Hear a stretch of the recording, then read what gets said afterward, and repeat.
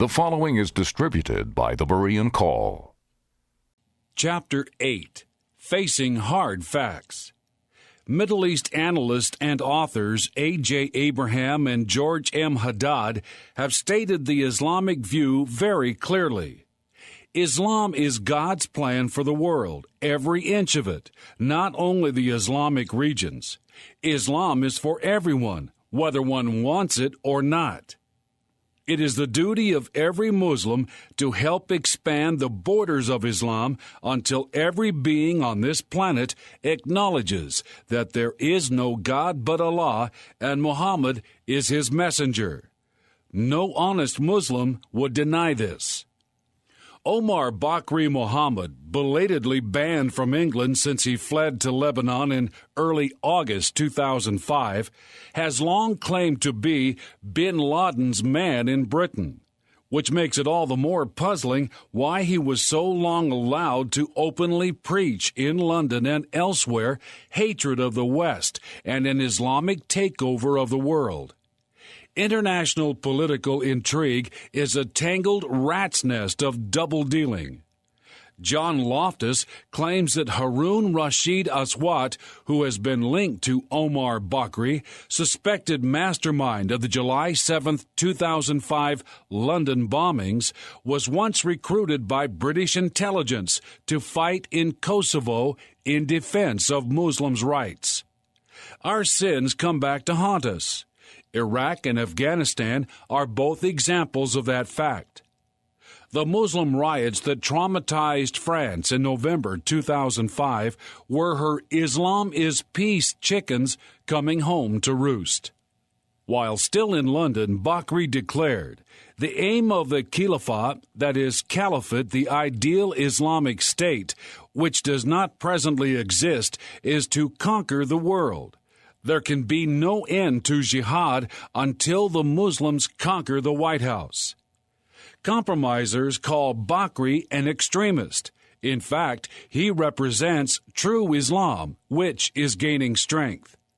Nothing less can be justified by the Quran, by Muhammad's words and deeds as recorded in the Hadith, and by the history of Islam as practiced consistently by Muhammad's immediate successors and through the centuries that followed.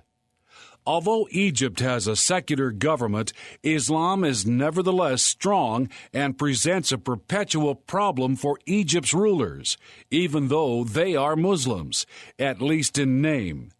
Egypt's Western ways are criticized by those who believe that the only way to dress, eat, and behave is the way Muhammad and his followers did in the 7th century, and as the Taliban enforced when it was in power in Afghanistan. The power of Islam, even in this secular state, is evident in the fact that Cairo is the location of the Al-Azhar University, recognized as the authoritative center of Islamic thought and theology for the entire Muslim world. Muslims insist, apparently in all sincerity, that the only true freedom comes through submission to Islam. How could they honestly believe that? Could it merely be a semantic problem that centers upon differing interpretations of the meaning of words? Or must the difference in thinking go deeper? In the previous chapter, we noted that on December 10, 1948, the Universal Declaration of Human Rights was adopted by the General Assembly of the United Nations at its third session after coming into existence on October 24, 1945. There were 56 members at that time and 54 present. The vote for the declaration as a whole was 48 in favor, including, surprisingly, a number of Muslim countries: Afghanistan, Egypt, Iran, Iraq, Pakistan, Syria, and Turkey, with 8 abstentions. Those abstaining were the Soviet bloc of nations: USSR, Belarus, Czechoslovakia, Poland, Ukraine, and Yugoslavia, Saudi Arabia, and South Africa. This declaration remains one of the most important ever adopted by the UN. Article 1 of the Charter, upon which the UN was founded, declares that one of the principal purposes of the United Nations is to achieve international cooperation in promoting and encouraging respect for human rights and for fundamental freedoms for all, without distinction as to race, sex, language, or religion. In the process of composing the entire declaration, votes were cast by the members for and against each proposed article. Of particular interest is the fact that Article 18 was adopted by all 56 members.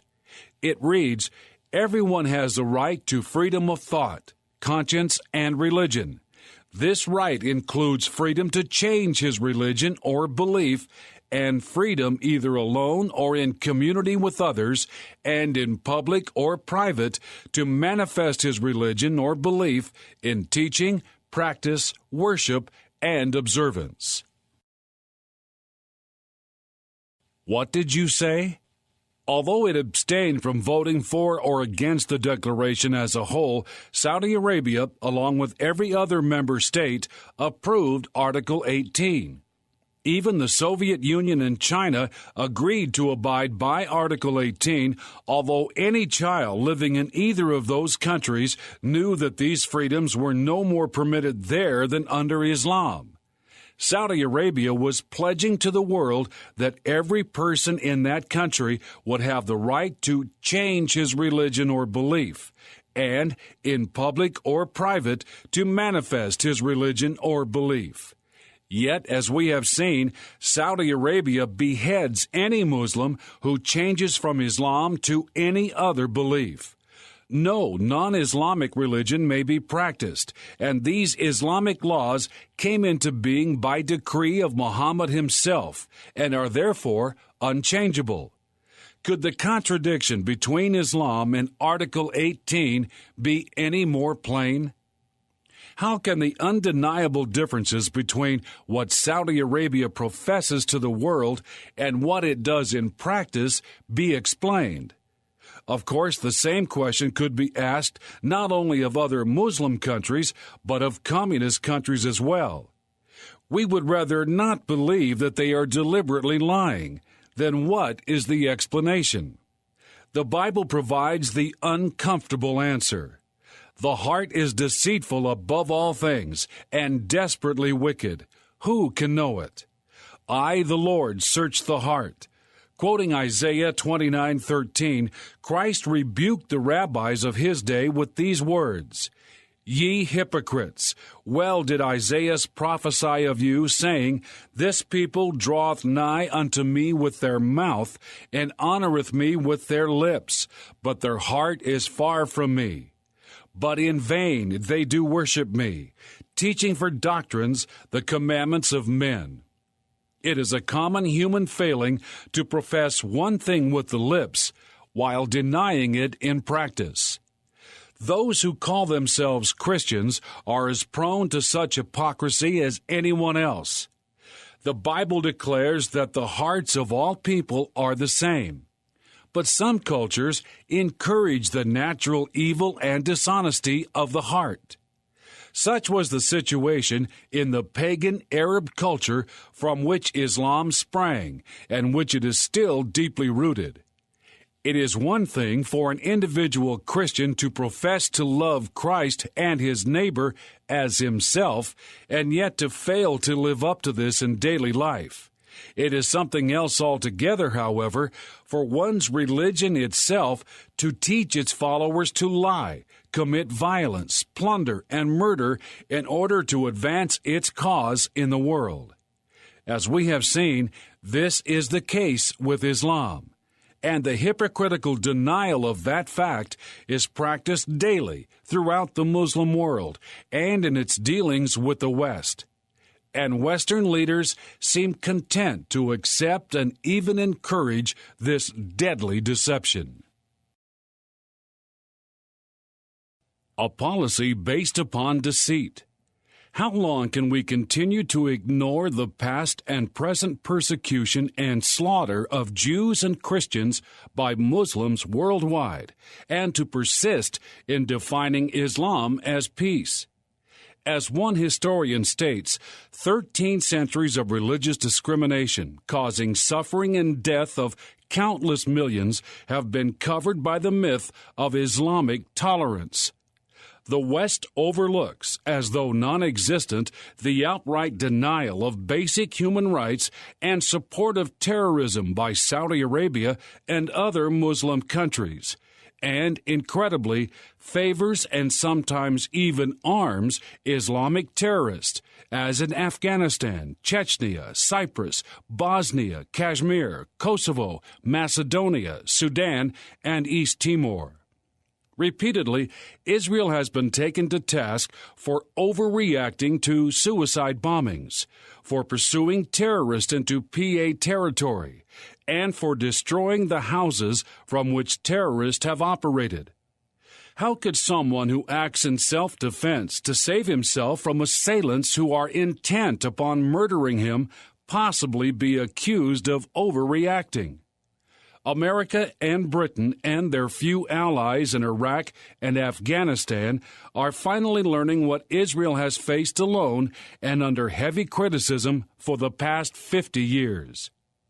It is a shocking discovery to finally realize that we are confronted by an enemy that is eager to kill or be killed in order either to conquer the world for Allah or be martyred in that battle, and thus hopefully gain the paradise promised by his religion. The World Court has condemned Israel for building a fence and a wall. This barrier is not like the Berlin Wall designed to keep the oppressed from escaping communism's paradise. This one is erected in self-defense to keep out terrorists intent upon murdering Israelis. It has, in fact, reduced the death rate in those areas where it has been completed. But without sympathy for the murder victims, the UN and EU censure Israel for defending herself, while never expressing any disapproval of the murderers who attack her. Why this double standard? We have quoted statements from many Muslim leaders declaring in the clearest language possible that Israel must be annihilated, and that they intend to do it no matter what the cost in human lives on both sides. Typical of hundreds of such threats was this statement by Farouk Kaddoumi, head of the PLO political department at the time. Quote, "This Zionist ghetto of Israel must be destroyed." End quote. It couldn't be said any more brazenly because he knew, as Muslims today are confident is still the case, that no matter what murderous intent they bluntly declare and effect against Israel, Western leaders will continue to pressure Israelis as though they are the aggressors. If Israel made such threats against those who are determined to destroy her, Muslims would go berserk, and the UN, EU, and United States would condemn her soundly. Has the world gone completely mad? The Iron Curtain was rightly condemned by the non-communist world. Stiff pressure in the form of world opinion and various sanctions was laid upon the Soviet Union. That pressure eventually brought down the wall and helped to bring about at least some of the desired changes. Yet the United States, UN, and EU remain silent concerning the Islamic curtain, even though it is more vicious and impenetrable than the iron or bamboo curtains ever were. Even during the most oppressive times under Stalin and Mao, at least a few churches were allowed to remain open. In today's China, there are many officially sanctioned Christian churches, in addition to those that meet in secret, as well as other places of worship for Buddhists, Muslims, and those of other faiths. But in Saudi Arabia, not one non-Muslim place of worship is tolerated. In other Muslim countries where, under secular governments, Sharia is not officially practiced, churches are nevertheless being destroyed and Christians killed by Muslims because this is what Islam requires. Is it not time for the West to bring serious pressure to bear upon Saudi Arabia and other Islamic countries for their violations of human rights professed by UN members, just as it did with the Soviet Union and continues to do with China? How can the United States be a party to the hypocrisy of the United Nations professing to stand for human rights, while its own members flaunt their violations with impunity? How can we ignore any longer the hundreds of millions of Muslims held in bondage behind the Islamic curtain without raising an anguished cry of protest in their defense? Although the EU, UN, and Western powers have been slow to put public pressure on Muslim countries, there has been behind-the-scenes arm-twisting, especially by the United States during the Bush administration. Through greater understanding and boldness on the part of some in the Western media to report the truth, such as Mortimer B. Zuckerman, editor-in-chief of U.S. News and World Report, the pressure of public opinion is beginning to have its effect. Saudi Arabia, for example, will make all possible efforts to improve its international image. Higher Education Minister Dr. Khaled Al-Ankari said in Riyadh, October 2, 2004. Much of the effort will be deceptive public relations. Nevertheless, the Saudis are feeling the heat of what Ankari defensively called strident media campaigns to tarnish the kingdom's international image and discredit its values and institutions since the September 11 events. The Saudis are attempting to cover up the truth, as Ankari's speech revealed. Quote, "We will work with our friends in the world to highlight the true picture of Saudi Arabia, the Qibla of Islam and Muslims, and the heart of the Arab world." End quote. He said the Higher Education Ministry was contacting educational agencies and institutions in other countries to correct the distorted picture of Saudi Arabia. Obviously, their intent is not real change, but to polish their false image, which hasn't been distorted at all, except by the Saudis themselves in covering up the shocking truth of what Islam really is. In trying to protect what it calls its true image, Saudi Arabia will have to face frank criticism. A 4-day forum, the second annual communication forum titled The Image of Saudi Arabia in the World, was held in early October 2004, involving more than 100 prominent personalities from within and without Saudi Arabia. The Saudis will have to make real changes. Hopefully, the scholars they have called in for help from around the world will not be satisfied with smoke and mirrors. Remember, this is Islam. Most of today's Muslims, whatever their origin, including Saudi Arabia, have forgotten, if they ever knew, that their ancestors were unwillingly forced into Islam under threat of death. This is Islam as it was at the beginning, always has been whenever possible, and still is. If Western religious and political leaders do not awaken from their delusion and stop mouthing the lie that Islam is peace, it will soon be too late to defend our freedoms. In the early centuries of Islam, its forces nearly conquered Europe. Had they not been turned back at Tours, France, and at Vienna, Austria, we might all be speaking Arabic today. Such aggression was not a mistaken zeal or a holy resolve applicable only to the past. It is the very heart of Islam, as Muhammad and his immediate successors taught and practiced it, and as it remains. The conquest of the world is demanded by Islam as its unchangeable goal. Foundational to Islam is the declaration Muhammad made. Allah has commanded me to fight against all people until all people confess that Allah is the true God and Muhammad is his prophet. Islam divides the entire world into Dar al-Islam, the house of peace, and Dar al-Harb, the house of war, and demands perpetual jihad everywhere against Dar al-Harb, that is, non-Muslims. There can never be peace until Islam has subjected the entire world to Allah. Everywhere, with the complicity of those who are cooperating in their own eventual subjugation, Islam marches on.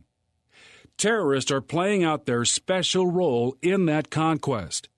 Unquestionably, Islam is behind most terrorism.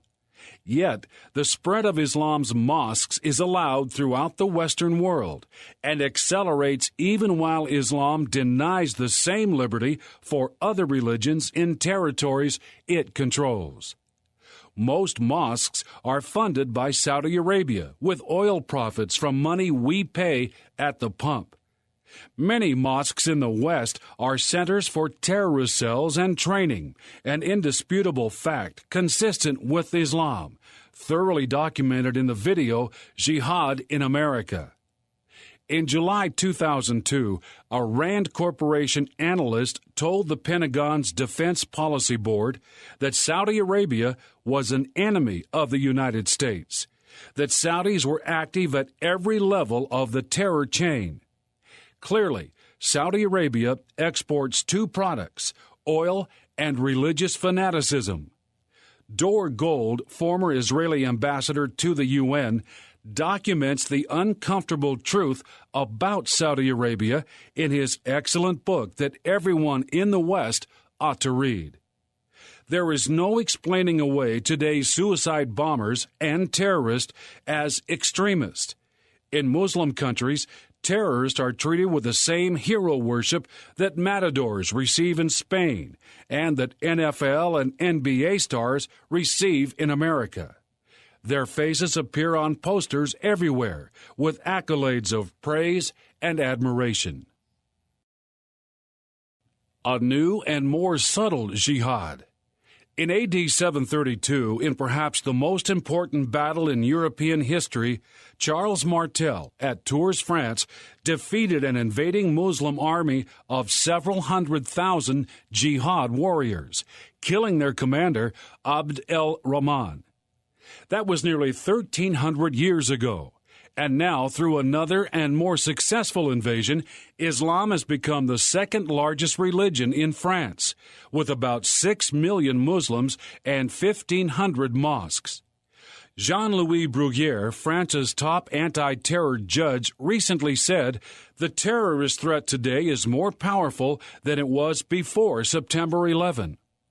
Rabeh Osman el-Sayed Ahmed, known as Mohammed the Egyptian, alleged mastermind behind the Madrid train bombing in 2004 that killed 191 and injured 1,400, is an example of this new generation of jihadi operatives who apparently operate independently of the old al-Qaeda network. An example of the next generation of Islamist terrorists that Europe must now contend with. The major international threat is still al-Qaeda, but in a new and even more deadly version. A new breed of recruits is swelling its ranks worldwide, no longer exclusively from Muslim countries in the Middle East, but angry, homegrown young men who hate the Western countries in which they have lived since their parents immigrated there. As Fox News recently reported, with its founding fathers in hiding and dozens of key operatives under watch, al-Qaeda has changed and is taking advantage of people who don't have to cross borders, receive cash from abroad, or engage in other international transactions that might alert authorities. We are now dealing with many little al-Qaedas with the potential of neighborhood al-Qaedas, said Brian Jenkins, senior advisor to the president of the Rand Corporation. They may not be able to carry out specialized operations, but they can still operate at a lethal level. The diffuse nature of the shape-shifting al-Qaeda is one reason it's hard to fight. Security services may crack one cell but find little connecting it to others. Police in Britain have failed so far to charge anyone in the July 7 attacks on 3 subway trains and a bus that killed 52, and 4 suicide bombers, an attack authorities said bore al-Qaeda hallmarks. Part of the goal is simply to keep going and keep launching attacks, thereby winning more recruits and money to the cause of creating Islam-led countries. The new al-Qaeda is finding fertile ground for recruits among the children of Europe's immigrants. Their families left for a better life, but they really have not been able to fully integrate with the recipient societies. An eye-opening documentary aired on PBS in late January 2005 explained it might come as a surprise to many Americans, but the most pressing threat to the United States is not the suspected al-Qaeda cells at home, but rather the cells operating overseas, especially in Western Europe. Home to an estimated 18 million Muslims, Western Europe has become the new and deadly battleground in the war on terror. In England, more Muslims meet in mosques each week than Christians in churches. Islam is not capable of launching a military frontal assault against Europe as in the distant past, but it is accomplishing more than earlier jihad warriors ever did by the peaceful invasion of immigrants under the cover of successful propaganda about its benevolent intentions. Sir David Vanness, Assistant Commissioner for Specialist Operations with London's Metropolitan Police, recently said, "This country has seen terrorism since the end of the 1960s, both domestic and international terrorism here on the streets of London. What is different about this form of terrorism is the unequivocal intention to cause mass murder without warning in any form to the public.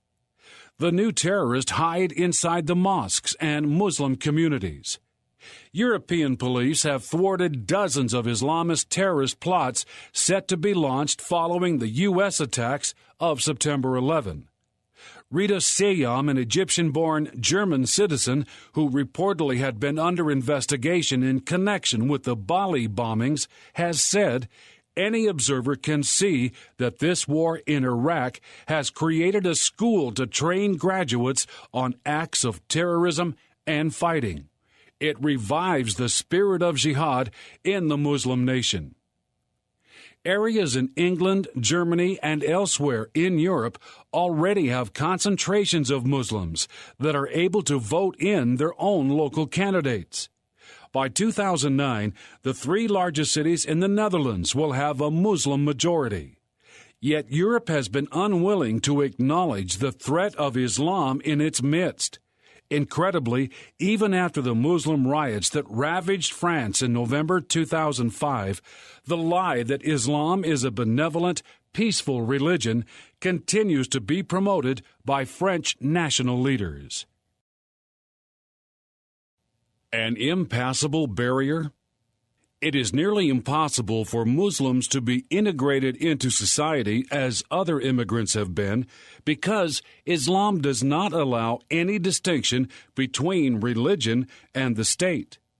Islam must rule not only in the mosque but in daily life and commerce, in the legal system, courts, and government. Thus, for genuine democracy to be established in Afghanistan, Iraq, and PLO territory would be the death of Islam. Muslim countries will do all they can to prevent this disaster for their religion. Furthermore, even in the secular Islamic countries, such as Egypt and Pakistan, the Islamists rule to a large extent.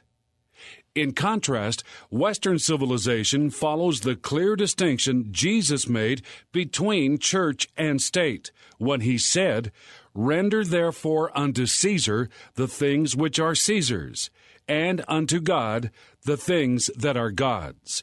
Matthew 22:21 and Luke 20:25.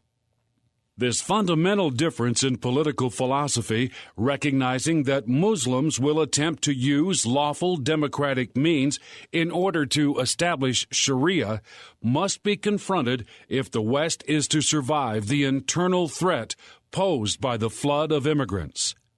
Omar Ahmad of CARE, the Council of American Islamic Relations, has bluntly said, Islam isn't in America to be equal to any faith, but to become dominant. The Quran should be the highest authority in America, and Islam the only accepted religion on earth. Texans used to cry, "Remember the Alamo." Jews still remind themselves, "Remember the Holocaust, never again." So Westerners had better repeat to one another in earnest, "Remember the conquest of India, the bloodiest story in history.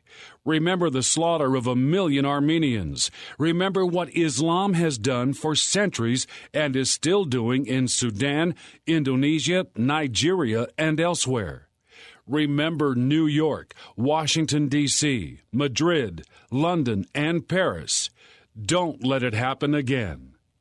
Instead, many leading Christians promote peaceful opposition to terrorism as though terrorists would be persuaded by kindness.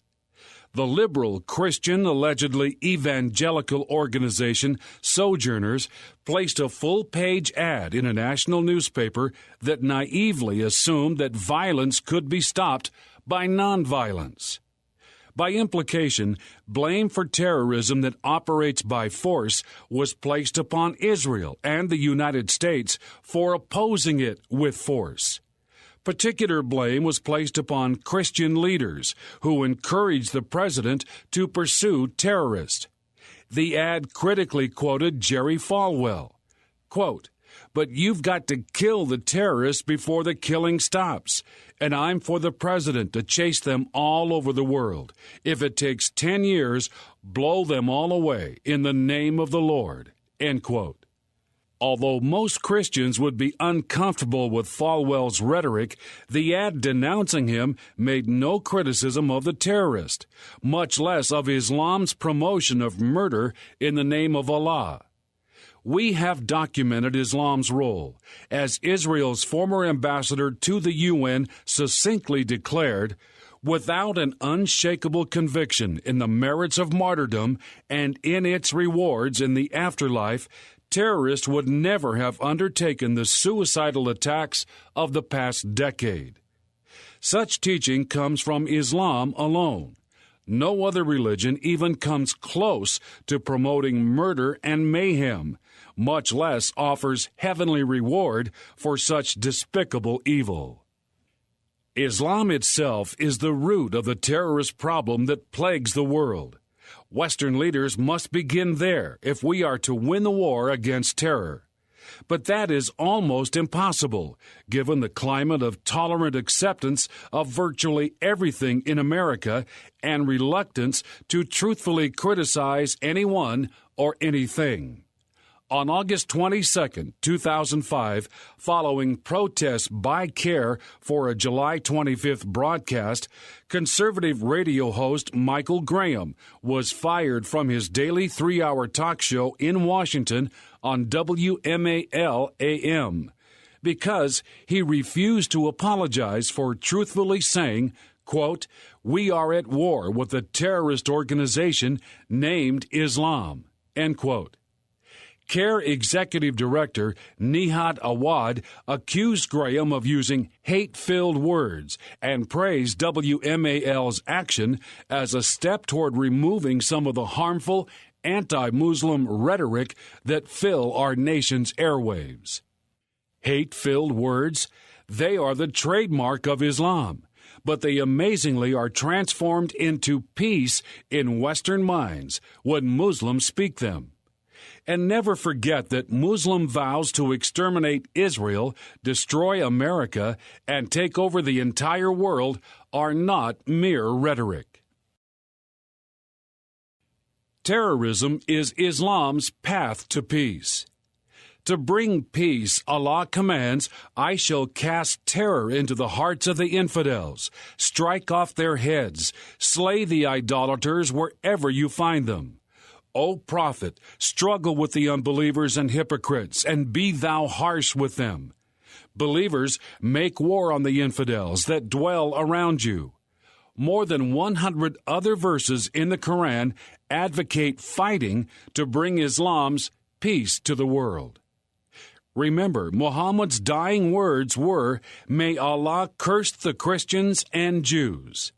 Muhammad Atta, Egyptian leader of the 9/11 terrorists, attended a mosque in Hamburg, Germany, where the imam preached that Christians and Jews should have their throats slit. Try to imagine a Christian minister preaching that from his pulpit. Wake up, West. The same violence is preached in many other mosques worldwide. This is genuine Islam according to Muhammad and the Quran, in spite of denials by Muslim propagandists such as CARE. Throughout its history, as we have documented, Islam unquestionably has been responsible for the slaughter of many millions of innocent victims, including Muslims themselves, by rival factions.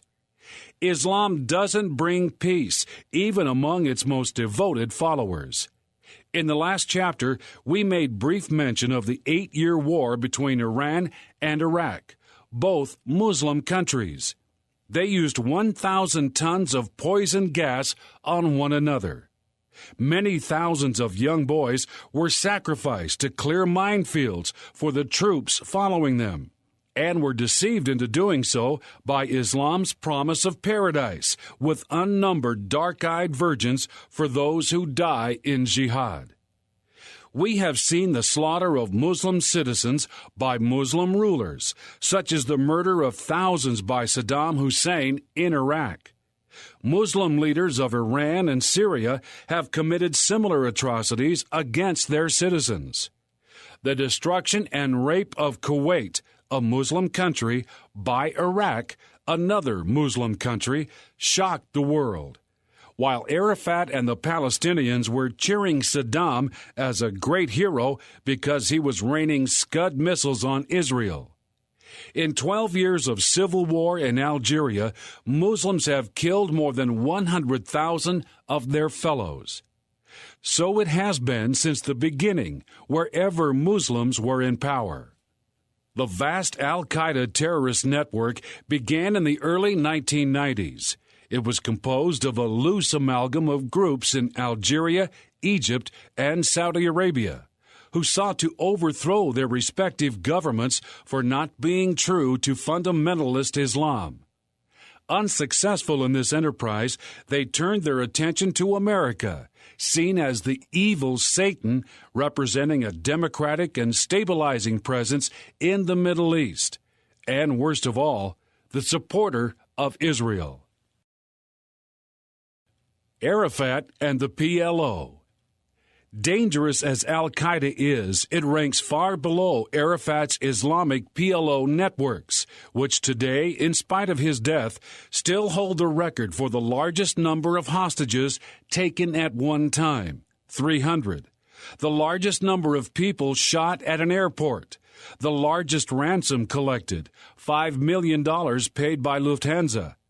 The greatest number and variety of targets, 40 civilian passenger aircraft, 5 passenger ships, 30 embassies or diplomatic missions, plus innumerable fuel depots and factories, plus assassinations by the thousands, and so on. Jordan had given these fellow Muslims shelter, but their heinous crimes against his people and Arafat's attempt to take over the country became so unbearable that King Hussein I finally turned his Bedouin troops on them and, with the help of the Israelis, drove them out of his country and into Lebanon. There, the PLO, all devout Muslims, sincerely believing they were acting in the name of and to the greater glory of Allah and in obedience to the Quran, created an unequaled legacy of torture and death. killing tens of thousands and leaving about 100,000 young girls pregnant when the PLO was driven out. Often the bodies of PLO victims, some of them small children, were mutilated and dismembered. Lebanon became a huge base for terrorist attacks against Israel, with the PLO's increased weaponry and the blessing of Syria. Life for Israelis became intolerable in Galilee, where there were constant massive artillery and mortar attacks launched by the PLO from within Lebanon. Thousands of residents either fled their homes or were forced to spend much time in bomb shelters. Israeli airstrikes and commando raids failed to stop or even lessen the PLO attacks, forcing Israel to take more decisive action. As former U.S. Secretary of State Henry Kissinger said, no sovereign state can tolerate indefinitely the buildup along its borders of a military force dedicated to its destruction and implementing its objectives by periodic shellings and raids. On June 6, 1982, under the direction of then Defense Minister Ariel Sharon, Israel invaded Lebanon, determined to drive the PLO out of that country, as King Hussein I had driven them out of Jordan. There was a further reason: to remove huge hidden caches of arms known to be stashed in Lebanon, enough to equip a 1,000,000-man army, much of it too sophisticated for the PLO to operate. It was obviously intended for a planned major Soviet invasion of Israel. Thousands of truckloads were required to haul it all into Israel. As the battle raged and the Israelis tightened the noose, the PLO retreated toward Beirut. Arafat's men would take people off the street, strap them into hospital beds, command the nurses to drain every drop of blood for transfusions for their wounded, and stack the dead bodies like cordwood in the halls. Sharon would have destroyed the PLO murderers and killed Arafat, but President Reagan insisted that the worst terrorist of our day be allowed to leave Lebanon alive. Arafat was given shelter in Tunisia, where he set up PLO headquarters in Bor-Sidria. He was still directing worldwide terrorist operations from Tunisia when, incredibly, Israel took Arafat on as its partner for peace and recognized the PLO as the official representative of the Palestinian people. He was allowed to leave Tunisia and set up his new headquarters in Ramallah in the West Bank, where he received a hero's welcome. Instead of being tried by an international tribunal and treated like the Nazi, Serbian, Taliban, and Iraqi leadership as justice would require, Arafat was given the status of a highly honored world statesman. His bloody exploits gained for him international acceptance as a leader for peace and the Nobel Peace Prize. The United Nations, European Union, and countless world political and religious leaders sided with Arafat in his unjust demands and terrorism against Israel. And every indication is that his equally terrorist successors will receive the same favoritism. Arafat was treated at a French military hospital during his last days, and after his death, French President Jacques Chirac eulogized him as a man of courage and conviction. Tunisia has named a major avenue in Arafat's honor.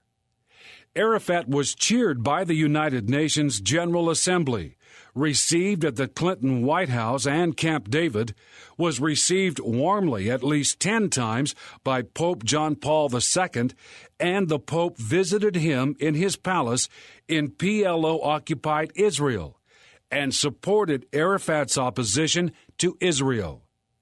In spite of murdering 11 members of Israel's team at the 1972 Munich Olympics, for which Libya's Gaddafi awarded Arafat $5 million, the PLO was invited to send its own team to the Olympic Games.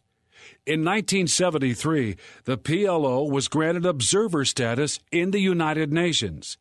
And in 1974, Yasser Arafat was invited to address the UN General Assembly, where he received a standing ovation, though he called for Israel's destruction.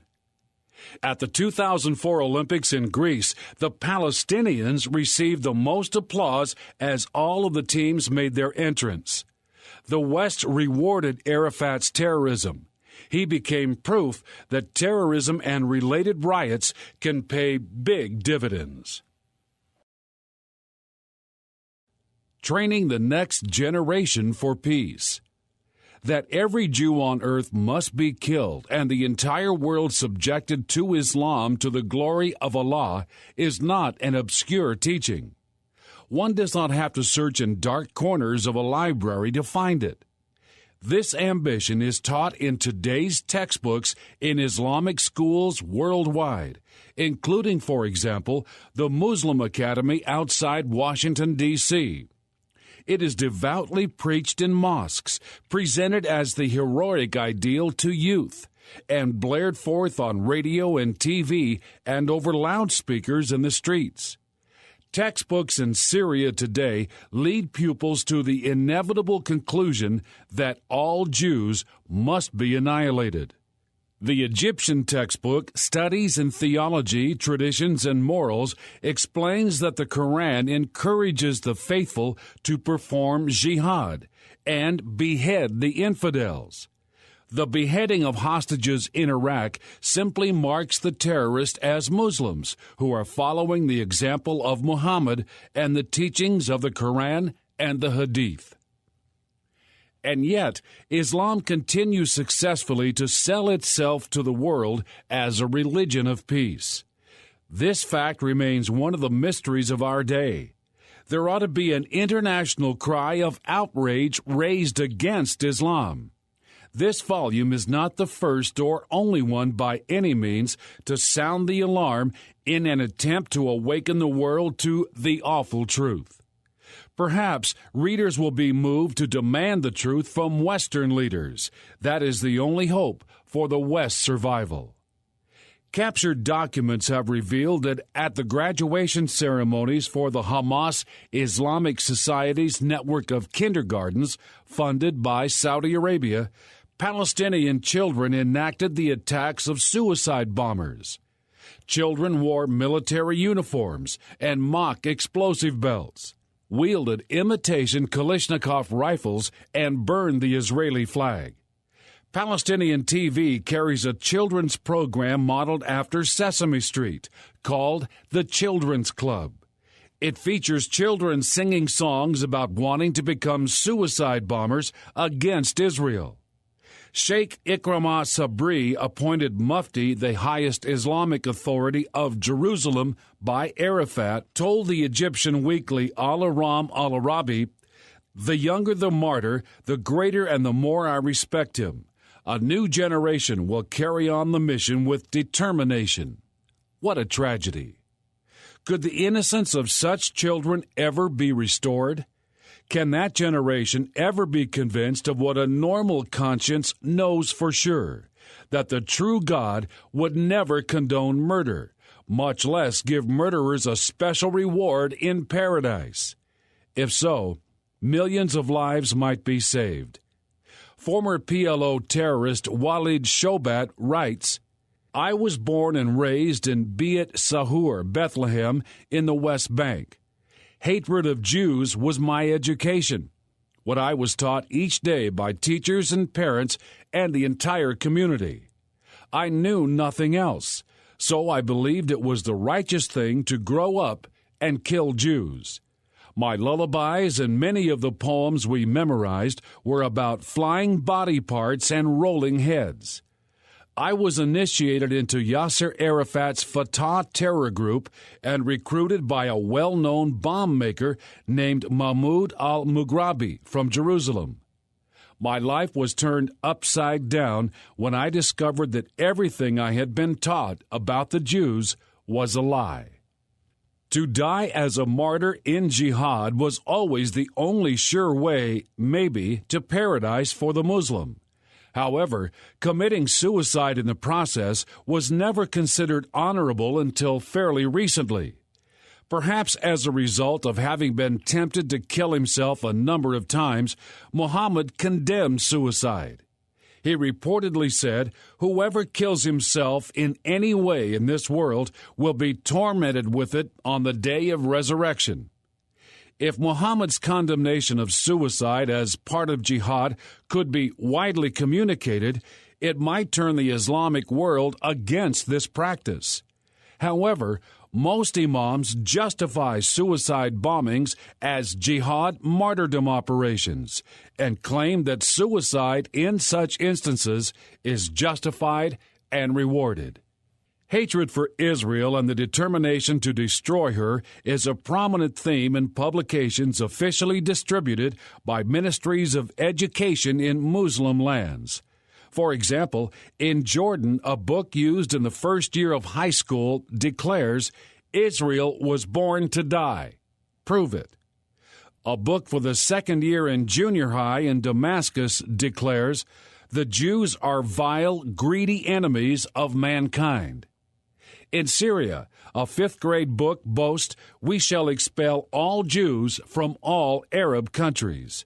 In Egypt, a textbook for the first year of junior high urges students, "The Arabs do not cease to act for the extermination of Israel." A ninth-grade textbook declares, "Israel shall not live if the Arabs stand fast in their hatred." Even if all the human race and the devil in hell conspire to aid her, she shall not exist. One finds this underlying and perpetual hatred for Jews and the accompanying resolve to annihilate them in the writings of Muslim fundamentalists everywhere. In his testimony before the Senate subcommittee referred to earlier, David A. Harris pointed out that Saudi Arabian school books, even grammar books, are full of phrases exalting war, jihad, and martyrdom. And though all forms of terror are rejected by the Saudi Arabian school books, it appears that such prohibitions do not apply to cases that fall in the categories of jihad and martyrdom, especially against Jews. Harris elaborated further in a newsletter. Saudi school books are a hate-filled portrait of a bizarre and fictitious world, a place where the protocols of the learned elders of Zion is a history text, where Israel does not exist on a map, where organizations such as the Freemasons, the Lions, and Rotary Clubs are bound together in a global Zionist conspiracy. The textbooks are not the product of renegade religious fanatics. They are official publications of the Saudi Education Ministry, the work of a monarchy that passes itself off as a moderate regime and American ally. Recently, we joined with the Center for Monitoring the Impact of Peace to conduct an investigation into Saudi school books. What we found was, to put it plainly, chilling.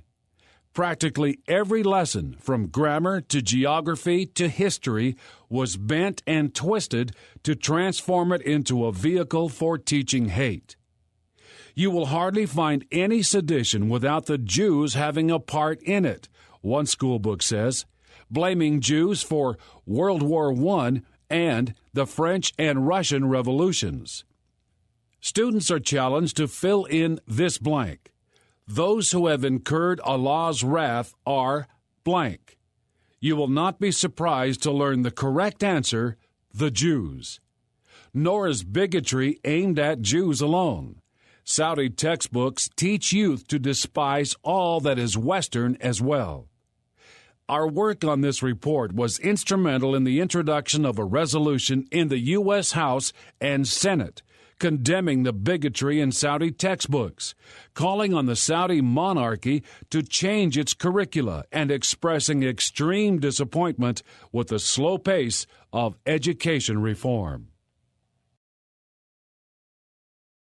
An important distinction. This is not to criticize fundamentalism or fundamentalists. Every person who stands firmly upon his convictions is a fundamentalist. All Christians ought to be fundamentalist. That simply means teaching and practicing the fundamentals of the faith as set forth in the Bible and as taught and exemplified by Jesus Christ. All Muslims, too, ought to be fundamentalist. The problem is that the fundamentals set forth in the Quran and as taught and exemplified by Muhammad involve force, violence, and murder in order to spread Islam.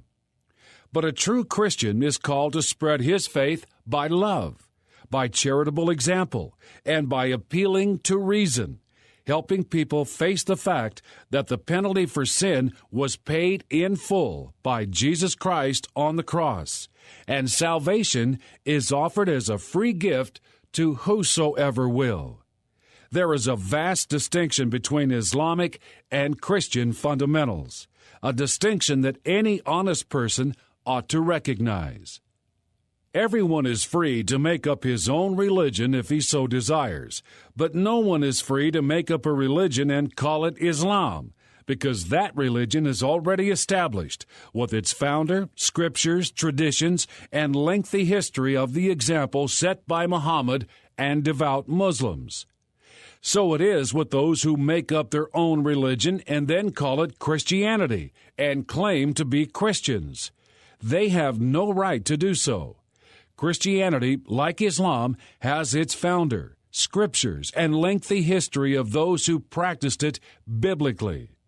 It is deceitful for anyone to call himself a Christian who does not follow the teachings and example of Jesus Christ.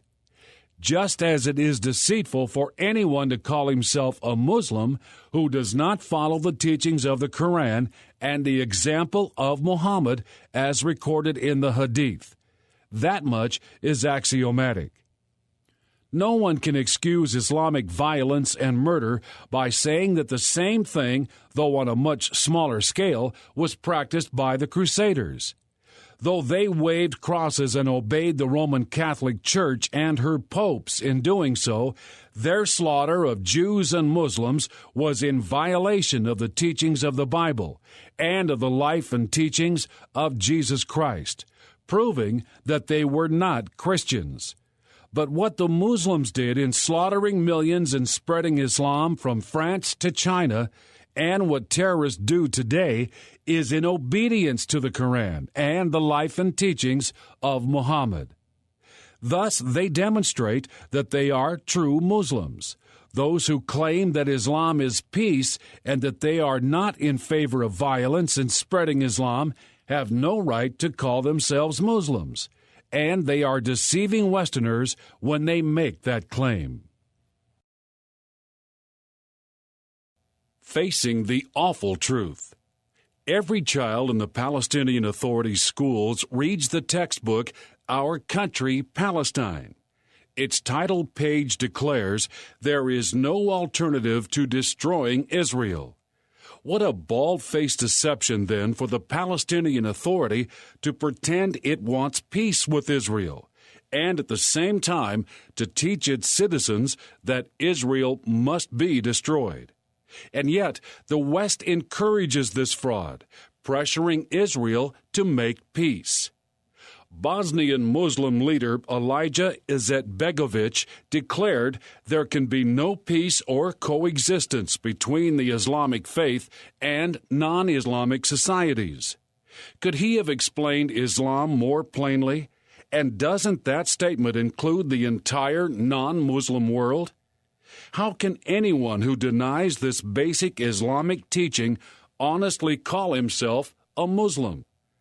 And isn't it dishonest in view of such foundational Islamic teaching for Islamic diplomats from Saudi Arabia or elsewhere to pretend otherwise? Islam has created a culture of hatred and murder that has devalued human life. On March 22, 2004, 11-year-old Abdullah Quran was stopped at an IDF checkpoint outside Nablus. When soldiers opened his school bag, they found inside, along with his Spider-Man doll, a 10-kilo bomb that his dispatcher, who was obviously following and watching him from a distance, not having told the boy he was blessing him with a free ride to paradise, had rigged to be detonated by cell phone. As the sappers worked to disarm the bomb, the cell phone trigger was dialed. Only a technical failure saved the lives of the boy and many around him. In this case, Abdullah, his name means servant of Allah, did not know his true mission. He said he had been offered a lot of money to take a package into Israel. Speaking at the United Nations on September 23, 2003, President Bush said that the Palestinian Arab cause is being betrayed by leaders who cling to power, but are feeding old hatreds and destroying the goodwill of others. The reprehensible necessity of being politically correct prevents Bush from stating the truth, that not only certain of today's leaders, but Islam itself is the direct cause of Palestinian hatred of Israel and of the West, and provides the motivation for terrorism and suicide attacks worldwide.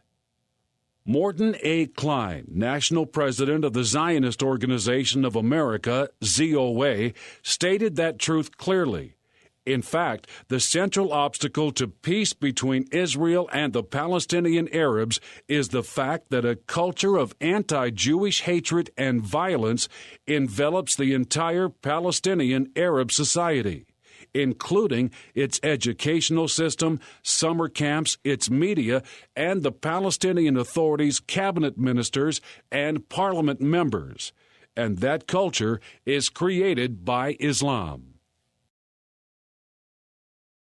What's wrong with multiculturalism? It has become popular in the United States public school system to downplay any uniqueness or benefit of the American way of life, established by those who founded and built this country. Students are being taught that the values America has stood for over the centuries, rather than something to be cultivated and preserved, are something to be embarrassed about and actually to be despised. It has come to the point that almost anything from the East is preferred over anything from the West. This delusion began in the 50s and 60s with the hippie and drug movements that found our youth traveling to the East for enlightenment at ashrams of urine-drinking yogis and hashish-smoking spiritual masters. The more bizarre the behavior, the more superior it was deemed to be, and the more followers it attracted. This brought an invasion of Eastern gurus to the West and resulted in the New Age movement, where anything is okay except saying that something isn't okay. To celebrate the new broad-mindedness, public schools, especially universities, began to glorify anything African or native, no matter from where. White skin was out and color was in. White was ugly and wicked. Black was beautiful and could do no wrong. Business and commerce, which had built our civilization, were damned for destroying the earth. Environmentalism, no matter how extreme and destructive in its own peculiar way, was the new darling. It is in this context that Islam and Muslims have gained an admiration that they do not deserve. In an article titled "Cultures Aren't Equal," Michael Berean shared some wisdom. Anyone who has been keeping up with British opinion since the July 7 bombings will have noticed that multiculturalism is under sharp attack. Multiculturalism preaches that society should be not a melting pot, but, in the phrase of former New York Mayor David Dinkins, a gorgeous mosaic. That mosaic, of course, looked less gorgeous as people surveyed the work of the British-born and raised bombers. In the past, Tony Blair has spoken favorably about multiculturalism, but on July 7, he struck a different note. Quote, "It is important, however, that the terrorists realize that our determination to defend our values and our way of life is greater than their determination to cause the death and destruction of innocent people and impose their extremism on the world." End of quote. Sadly, the multiculturalist policies of Blair's Labor government and its conservative predecessors gave refuge to preachers of Islamist hate in what some have called Londonistan. Now the Blair government has moved to expel Muslim clerics who preach hatred and terrorism, and the left-wing Guardian fired a writer who was a member of Hizb ut-Tahrir, a radical group that advocates a clash of civilizations and urges Muslims to kill Jews. The Dutch novelist Leon de Winter wrote that as traditional Calvinist discipline frayed and Muslim immigrants rejected Dutch tolerance, the delicate mechanism of Holland's traditional tolerant society gradually lost its balance. In The Age, Melbourne, Australia newspaper, Pamela Bone wrote, "Perhaps it is time to say, you are welcome, but this is the way it is here." The Age's Tony Parkinson quoted the French writer Jean-Francois Revel's Cold War comment, "A civilization that feels guilty for everything it is and does will lack the energy and conviction to defend itself." Tolerating intolerance, good-hearted people are beginning to see, does not necessarily produce tolerance in turn. Multiculturalism is based on the lie that all cultures are morally equal. But all cultures are not equal in respecting representative government, guaranteed liberties, and the rule of law. In America, as in Britain, multiculturalism has become the fashion in large swaths of our society. So the Founding Fathers are presented only as slaveholders. World War II is limited to the internment of Japanese Americans and the bombing of Hiroshima. Slavery is identified with America, though it has existed in many societies, and the anti-slavery movement arose first among English-speaking evangelical Christians. Multiculturalist intellectuals do not think our kind of society is worth defending. But millions here and increasing numbers in Britain and other countries know better. Obviously, Nazism created a culture in Germany of which most Germans are now ashamed, and that they would like to forget.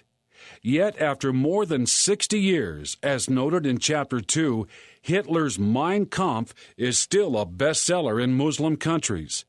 Egyptian columnist Ahmad Rajab wrote, "Thanks to Hitler, blessed memory, who on behalf of the Palestinians revenged in advance against the most vile criminals on the face of the earth.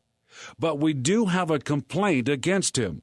His revenge was not enough." The Palestinian Peace Prize for Culture was awarded to Abu Daoud for his book telling how he planned and carried out the murder of 11 Israeli athletes in the 1972 Munich Olympics. Imagine a self-confessed mass murderer in the West, instead of being imprisoned or executed for his crime, boasting of it in a best-selling book, for which he is honored with a special prize.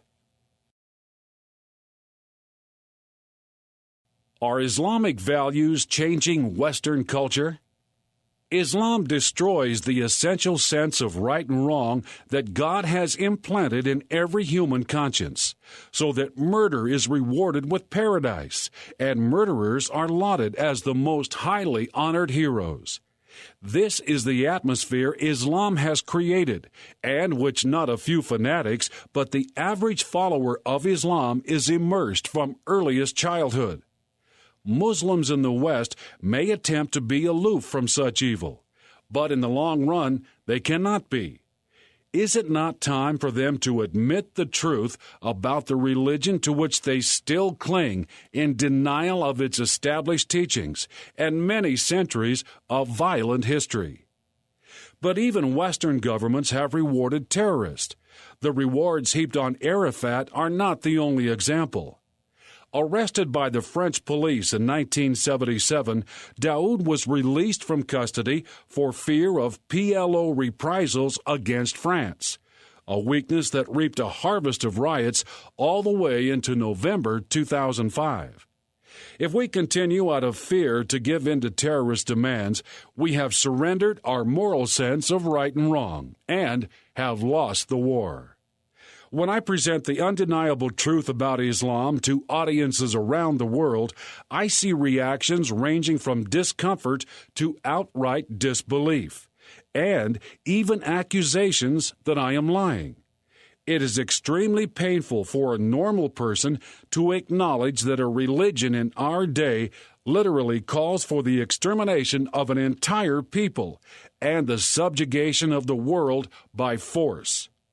Islam itself is Israel's chief and most determined enemy, and it is the enemy of Muslims too, as well as of all non-Muslims.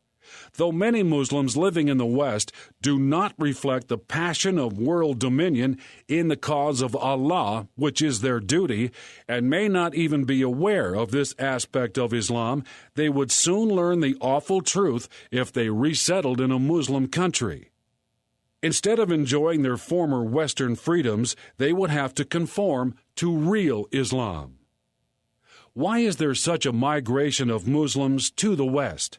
Obviously, they prefer living in freedom under a democracy to living under the totalitarian regimes in Muslim countries.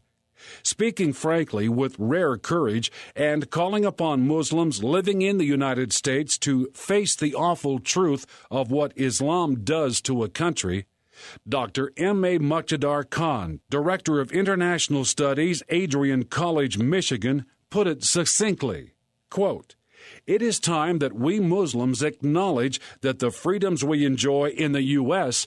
are more desirable to us than superficial solidarity with the Muslim world. If you disagree, then prove it by packing your bags and going to whichever Muslim country you identify with." End quote. He is among a growing number of scholarly Muslims who are raising their voices against terrorism by Muslims in the name of Allah. Of course, in doing so, they are criticizing Muhammad himself. A wake-up call. The Western world prides itself on freedom, democracy, and liberality. There is no better proof of the genuineness of this boast than the openness, generosity, and opportunities with which it greets immigrants, and especially Muslims. That the latter are particularly favored above all others, including Christians, apparently reflects the fact that Muslims control most of the world's oil deposits, and the West is afraid to offend them. They are allowed to build their mosques by the thousands, to have special prayer rooms in public places, such as schools and airports. They are given equal freedom to become citizens and to express their opinions, desires, and complaints with their votes in elections, and in every form offered in an open and free society that practices the human rights denied in Muslim countries. Freedom of conscience, of speech, of the press, and of religion. Nor do we deny that such freedoms ought to be granted equally to all without regard to race or religion. But there is no justification for suppressing and even denying the truth about Islam's aggressiveness unto the death of all who oppose it. As a result, tens of thousands of deluded Westerners have converted to Islam, which they have been assured is peace, and its influence is steadily increasing, so that both political parties in the United States wooed Muslims in the 2004 elections. In stark and shameful contrast, no such freedoms are offered in Muslim countries to non-Muslims, and generally not even to Muslims themselves. Yet, no voice is raised at the UN in objection, nor do Western political leaders speak out. Israel, the only real democracy in the Middle East, is criticized for every misstep. Yet the Muslim world, in virtual slavery to a religion that threatens with death any who dare question, much less oppose it, is never criticized for its continual denial of basic human rights. This is not pleasing to God, and it is only one of the sins for which His judgment will shortly punish the nations of this world. The West has stood up for civil rights in the face of communism, bringing pressure upon Russia and China that has borne fruit. On what basis can it any longer be justified that Muslim countries are in a class of their own? Untouchables when it comes to basic human rights? Continuing to give Muslims in the West freedoms denied in Muslim countries supports a gross unfairness that encourages the perpetuation of a double standard that denies everything the West holds dear. It can only lead to the discovery one day that we have gone so far along this shameful one-way road supported by the so-called roadmap to peace, leading to the destruction of the rights we advocate, that there is no turning back. Would it not be best, instead of deluding ourselves further, to insist right now upon a just and fair equality with Muslims? An equality without which no lasting peace can ever be established among free peoples. Rather than continuing to promote the grossest of inequities that can only lead ultimately to a loss of basic liberties, should not the same pressures that brought down the Iron Curtain be applied to Muslim countries to bring down the even more vicious and impenetrable Islamic curtain? An honest look at the demographics is all it takes to realize how deeply we are sinking into what could become a hopeless situation, unless the truth is faced now. Pat Buchanan has predicted that, quote, Europe will be inundated by an Islamic Arab African invasion, and Africa is fast becoming a Muslim continent. The Islamic invasions of Spain and France in the 8th century and of the Balkans and Central Europe from the 14th to the 17th centuries will be reenacted in the lifetime of most of those now living. Islam has already surpassed Catholicism as the largest religion on earth. Islamic populations are exploding. By 2025, Palestinians will outnumber Israel's Jewish population 2 to 1. End of quote. What should the West do? The World Islamic Front for Jihad against the Jews and the Crusaders, over the signatures of Osama bin Laden and various leaders of militant Islamic groups in Egypt, Pakistan, and Bangladesh, declared the United States has been occupying the lands of Islam in the holiest of its territories, Arabia, and using its bases there to fight against the neighboring Islamic people. To kill Americans and their allies, both civil and military, is an individual duty of every Muslim who is able. By Allah's leave, we call on every Muslim to obey Allah's command to kill the Americans and plunder their possessions wherever he finds them and whenever he can. This infamous organization was co-founded by bin Laden and his personal physician, Dr. Ayman Zawahiri, in February 1998. Zawahiri comes from one of the most aristocratic families in Egypt. He and bin Laden met in Afghanistan in 1987 and have been partners in terrorism ever since. Zawahiri is, in fact, the mastermind behind al-Qaeda. He has declared his willingness on Al Jazeera television to die in jihad for Allah. Yet, he's doing all he can to avoid that fate. None of the leaders who exhort to martyrdom practice what they preach. The honor of dying is left to others. Zawahiri is a talented physician. He was raised among the wealthy in a luxurious villa in Cairo. Like most terrorists, he proves the lie that poverty among the Muslim masses drives them in desperation to desire to die in jihad. None of the 19 September 11 hijackers were from a deprived background. Islam itself is the catalyst for terrorism.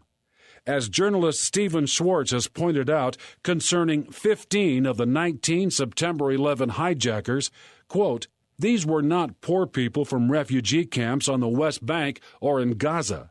These were not people who had grown up feeling some grievance against Israel and the United States because they lived in difficult conditions. These were not people from the crowded and disrupted communities of Egypt or Pakistan, or people who had experienced anti-Islamic violence in the last 20 years and had therefore turned against the United States. These people had grown up in the country that Americans often think of as our most solid and dependable ally in the Arab world, the Kingdom of Saudi Arabia. Al-Qaeda is essentially a Saudi political movement. 25% of those detained in Guantanamo are Saudis." End of quote. A long overdue awakening in Western Europe? Nor are the many acts of terrorism occurring in Europe the work of poverty-stricken men who have sneaked in from downtrodden parts of the Muslim world. These are devoted Muslims who are, for the most part, well-educated, have lived in the West for years, have enjoyed its freedoms and opportunities, and yet have carefully plotted its destruction to the glory of Allah. Only recently have there been signs that Europeans are slowly awakening to the truth and preparing to fight back. It is high time. In Holland, the shooting and stabbing to death on November 2, 2004 of Dutch filmmaker Theo van Gogh in revenge for his having made a documentary showing the abuse of women under Islam has aroused angry reactions. Geert Wilders, one of the most popular politicians in the Netherlands, has warned that the country's democracy is under threat and has called for a 5-year halt to non-Western immigration. The man arrested for Van Gogh's murder is a 26-year-old Muslim activist who holds both Dutch and Moroccan passports. Wilders' own life has been threatened many times for speaking out about the danger that Islam poses to his country and to all of Europe. The latest threat, broadcast on the Internet in Dutch with a background of Arabic music, condemns Wilders for insulting Islam and offers the reward of paradise for his beheading.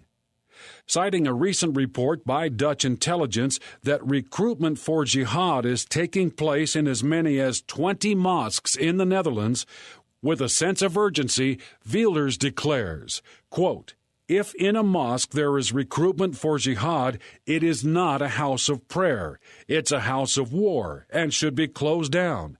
Its imams or preachers arrested and deported. Without swift, bold action, Islamic fundamentalism will topple the country's democratic system. The Netherlands has been too tolerant toward intolerant people for too long. We should not import a retarded political Islamic society to our country. Closing borders isn't enough.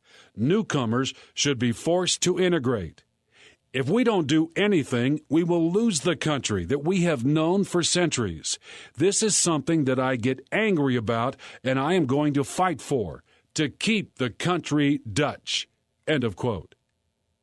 In Belgium, in mid-November 2004, authorities arrested a suspect accused of sending death threats to a senator of Moroccan heritage who criticized radical Muslims. In a meeting on November 19, 2004, European Union Justice and Interior Ministers agreed that immigrants to the 25-nation bloc should be required to learn local languages and to adhere to general European values that will guide them toward better integration. EU Justice and Home Affairs Commissioner Franco Frattini told reporters in Rome that integration had to be an essential part of an EU policy. Pointing to the fact that 500,000 Turkish and Moroccan immigrants in the Netherlands don't speak Dutch, Immigration Minister Rita Verdonk declared, "If you want to live in the Netherlands, you have to adhere to our rules and learn our language." This is a good start for Europe. America has failed to take such steps, but the awakening will have to go much further than blaming terrorism on extremists. Even Wilders still imagines that the problem is radical Muslims, those who have begun to speak out and call for action against the growing terrorism in Europe must be willing to admit that Islam itself is the problem. Until then, they will be tilting at windmills and missing entirely the real culprit. Muslims desperately need to be freed from Islam. This naivete was not even dispelled by the November 2005 Muslim riots in France. Only after 12 nights of uncontrolled anarchy and destruction that had spread to 300 towns did French President Jacques Chirac finally declare a state of emergency, leading to curfews. Thousands of vehicles had been burned, and property damage was the worst since World War II. Yet, the riots were explained by many commentators as resulting from poverty, unemployment, and lack of social programs in the Muslim enclaves in Paris and other cities. In fact, the major cause was France's decades-old failure to face the truth about Islam, a grave mistake being repeated throughout Europe. Undeniably, the rioters were young men from North Africa, including many French-born from Muslim parents, estranged from the broader community. For half a decade, French Arabs have been carrying on a low-level intifada against synagogues, kosher butchers, Jewish schools, and so on. France's Arab Street correctly identified Chirac's opposition to the Iraq War as a sign of weakness. Firefighters and ambulance drivers have long been afraid to enter many Muslim areas without police escort. Even before the riots, 30 or more cars would be set ablaze on a quiet night, and more than 9,000 police cars had been stoned already in 2005. Muslims' refusal to be assimilated into the community around them causes their lack of qualification for jobs. They attempt to create, eventually, a Muslim state, as Islam requires. Until each Western country demands that immigrants conform to its national rules, the situation, not only in France but elsewhere, will only become worse. Ernest Renan once praised Islam. Now, he declares, Muslims are the first victims of Islam. To liberate the Muslim from his religion is the best service that one can render him. The words of Sergei Trifkovich may sound harsh, but they are the truth. And the sooner the West faces that uncomfortable reality, the better. Quote, Islam is a collective psychosis seeking to become global, and any attempt to compromise with such madness is to become part of the madness oneself. No one who believes that jihad is the right or duty of all Muslims, or who promotes adoption of Sharia law or reestablishment of the caliphate, should be allowed to settle in any Western country, and every applicant should be asked. The passport of anyone preaching jihad should be revoked. This may be called discrimination, but the quarrel is not of our choosing. Islam in Muhammad's text and its codification discriminates against us. It is extremely offensive. Those who submit to that faith must solve the problem they set themselves. Islam discriminates against all unbelievers. Until the petrodollars support a Quranic revisionism that does not, we should go for it with whips and scorpions, hammer and tongs. Secularists and believers of all other faiths must act together before it is too late. End quote. We need a series of international debates to expose Islam to the world for what it really is. Muslims themselves, especially those being recruited for paradise operations, must understand that terrorism exposes Islam's moral bankruptcy. The fact that it takes terrorism and murder to maintain it proves that Islam has no appeal to truth, honesty, and love from the heart. Incredibly, yet predictably, the vital words the French steadfastly refused to use in describing the November 2005 riots were Islam, Muslim, and terrorism. The true God pleads, "Come now, and let us reason together." Allah demands submission without any reason except that to refuse means death. The fact that Muslims have always had to use the threat of death to enlist and keep converts proves that Islam has nothing to offer to the person of goodwill. As Netanyahu has well said, it is the terrorists who are in fact weak, resorting to bombs only because they can get no one to listen to them in any other fashion. The determination of the terrorists to take the world for Allah and Islam must be opposed with even greater determination to protect the freedoms we hold dear, and which every conscience knows have been bequeathed to mankind by the true God, who created us all. As anti-terrorist expert Jean Guiduc writes, "To an American that sleeps safely and securely in its beds, giving no thought to the world in which we exist or the horrors that other nations face, confident in the belief that it can't happen here, much has occurred which should be setting off alarm bells for all of us." Indeed, those bells have been sounding for some time. We just haven't heard them yet. Please visit our website, thebereancall.org, to access our radio archives going back to 1999 and our newsletter going back to 1986. We offer daily updates by email or visit us on Facebook or Twitter. Are you looking for information about a specific topic?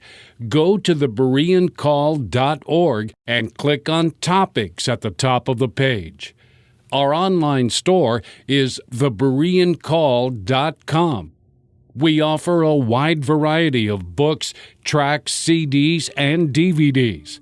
Note that most of our ebooks are free. I'm Gary Carmichael. Thanks for tuning in, and we hope you can join us again next week. Until then, we encourage you to search the Scriptures 24/7. Though none go with me, I still will follow. No turning back, no turning back.